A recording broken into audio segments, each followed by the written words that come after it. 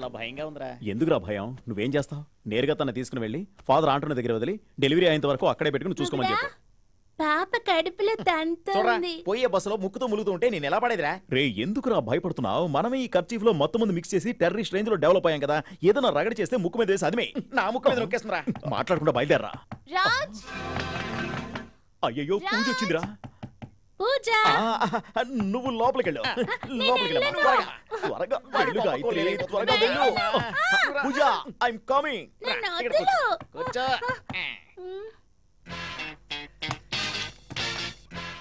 ఇంతసేపు తలుపు కొడుతున్నాను కదా, ఇంట్లో ఏం చేస్తున్నారు?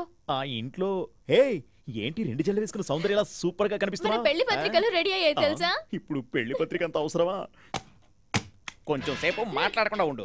నీకు సమాధానం చెప్పలేక నేను చచ్చిపోతున్నాను. ముందు మీకే చూపించాలని తీసుకొచ్చా. తెలిసిన వాళ్ళకంతా మన ఇద్దరం కలిసి ఇచ్చేసొద్దాం. లోపల ఎవరున్నారు? లోపల ఎవరు లేరే? కాదు, ఏదో శబ్దం వినిపిస్తుంది. నాకు వినిపించలేదు. నీకేమైనా వినిపించింది? నాకేం వినిపించలేదు. రాజగోపాల్, అక్కడ ఎవరు? అదే రాజగోపాల్! పెళ్లి కార్డు పని చూస్తున్నావు కదా, బాగా చెమట రాజగోపాల్! అయ్యో, లేదు రాజ్.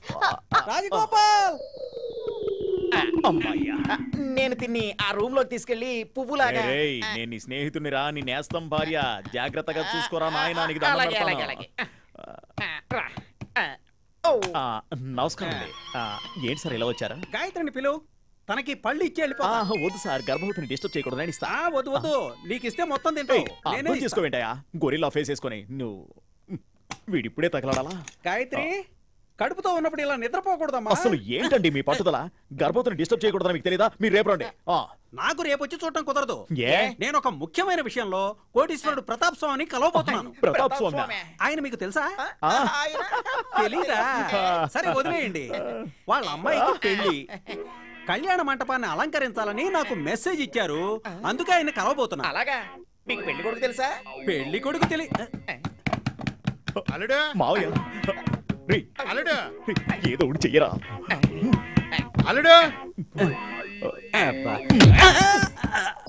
అల్లుడు.